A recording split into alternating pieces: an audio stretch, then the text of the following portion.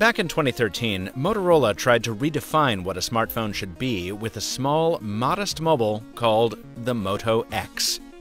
The next few years would see the company gradually abandon most of the principles it laid down with that first phone, making the X bigger and more powerful to better battle the Galaxy-class competition.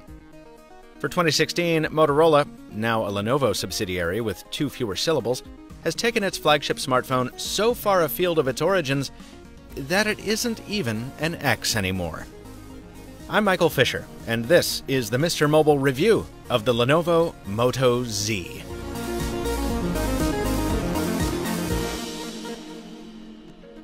First things first, this is the Moto Z Droid Edition, a Verizon Wireless global exclusive probably until September. I've used it on Big Red for the past week or so, and frankly, I've been underwhelmed by Verizon. For a carrier that's built its entire brand on how great its network is, the amount of time I spent on 3G or even 1X during several days on Long Island was staggering, especially considering the great reception Verizon's coverage map says I should have had. What's worse, the T-Mobile phone in my other hand usually had full LTE in the same spots. And even in Greater Boston, where Verizon does better, other carriers easily keep pace. Your experience will vary, of course, but it's a helpful reminder that you should choose your carrier based on your own testing, not based on the hype. While I'm being contrarian, let me stand apart from a lot of commenters when I say I really like the look and feel of the Moto Z, which sort of splits the difference between a flattened Moto X and a friendlier Droid Razr. With the exception of the lower than usual battery capacity, which means this is definitely a phone you charge every night, the specs are all top shelf. Those components are crammed into a surprisingly smudge-prone aluminum chassis that's more mean and muscly than pillowy and plump. In fact, the Moto Z is one of the thinnest smartphones you can buy at 5.2 millimeters, which has caused some to ask, why wouldn't you just make a thicker phone and use the added volume for a bigger battery? Well, the short answer is that Motorola tried to deliver the best of both worlds, an ultra-sleek smartphone that could trade slimness on demand for added capabilities. It does this with Moto mods. A big battery pack, a boomy speaker set, and a frickin' portable projector. These are 3 of the magnetic Moto mods launching with the Z, and the execution here is damn near perfect. There's no restarting the phone or downloading apps to make these things work. You just stick them to the metal backside and bam, you're powering up, or pumping pinback, or Pico projecting Poppy on your wall. The battery packs come in different styles, some with wireless charging. The projector has a kickstand, its own cooling fan, and its own power supply, and ditto on the power supply for the JBL Sound Boost speaker set, which is so loud I usually need to turn it down a couple notches. If all you want is to give your phone a different look or feel, the style shells come in finishes ranging from fabric to wood to leather. And there's even a developer kit coming, so folks can build their own Moto mods. This is a case, though, where execution maybe isn't as important as concept. I mean, I can do almost all of this already with any phone. I usually carry an external power pack. It charges phones faster than the Moto mods charge the Z, and I can split that charge across other devices too. The same goes for the wireless speakers you see everywhere, which anyone who has a Bluetooth device can connect to. Not so for the JBL.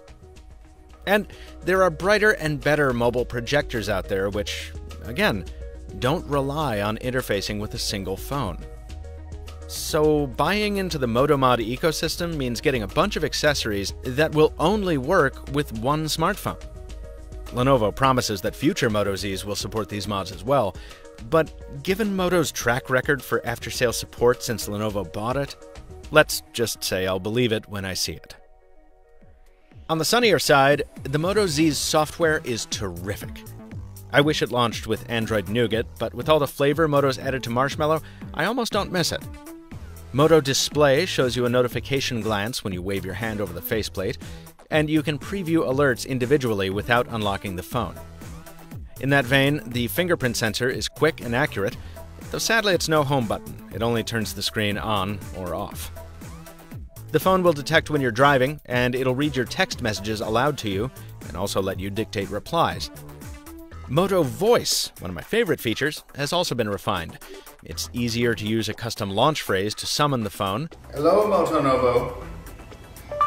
What's the weather like this weekend? And it's now much faster to respond. This weekend's forecast for Somerval is 87 degrees and mostly sunny. And the Z is better than any of its predecessors at recognizing gestures. There's swipe up to small screen, chop chop to flashlight, and the one I miss whenever I use a non-Moto phone, wrist twist to camera. How about that camera? Well, in exchange for the pronounced camera crater, which will look familiar to any Moto 360 owner, you get optical stabilization, a big ol' aperture, and a dual-tone LED flash. Also, the viewfinder is cleaner and easier to use than ever, with a broader set of manual controls if you want them, and it still packs that cool trick of automatically reading barcodes. So it's a fun camera to shoot with, but the end results didn't exactly blow me away. It's not that photos were miserable. I got some pretty nice ones, given the right lighting, patience, and a steady hand. But you need all of those working together to get a nice picture. For one thing, laser autofocus doesn't always mean reliable autofocus. And for another, I somehow got a lot of crappy burst photos in my camera roll, even when I wasn't shooting in burst mode.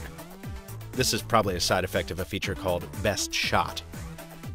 Often, I got better pics from the 5-megapixel front-facing camera, which has a wide-angle lens and a selfie flash. So if you're using this phone mainly for self-appreciation, well, that's something to think about. Video, which I shot mainly in full HD, is more of the same. Let me shut up for a few so you can see for yourself.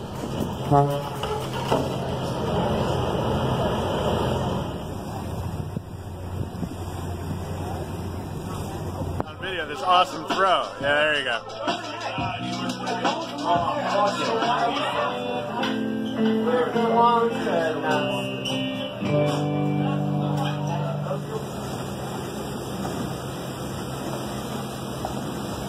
Fortunately, no matter what you shoot, odds are it's going to look pretty dang great on the Moto Z's display, which makes a return to AMOLED from last year's LCD and comes down to a more manageable 5.5 inches as well. My only real complaint is that it doesn't get quite as bright in the sunlight as, say, the Galaxy S7, and it doesn't get dim enough in a dark room either.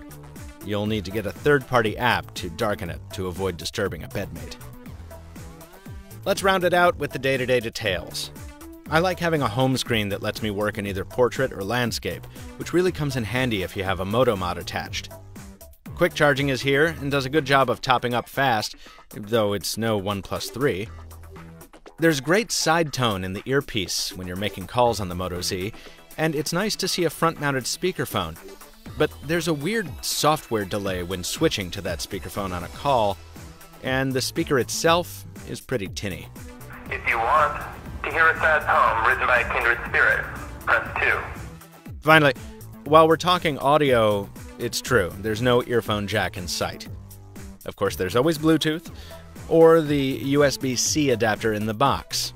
Something else to remember to take with you when leaving the house.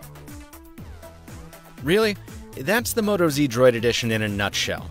A pretty good phone that becomes a great phone as long as you carry its DOP kit alongside it.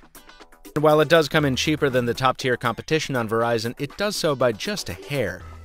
And that's not taking into account the added cost of Moto mods. That won't stop me from buying the unlocked version of the Moto Z, though. Despite its shortcomings, I really like it, from its aggressive design to its smart software. But I'm a weird dude who can live with the idea of carrying around a special toolbox for his special smartphone. If you're not like me, you might want to look into something more conventional from the competition, or consider the souped-up version of the Moto Z with a bigger battery and a beefed-up camera, the Moto Z Force Droid Edition, also a Verizon exclusive. Mr. Mobile has one of those review devices too, folks, so if you want follow-up coverage on the Force, let me know about it in the comments, right after you subscribe so you don't miss future videos just like this one. Until next time, thanks for watching, keep your Moto modded, and stay mobile, my friends.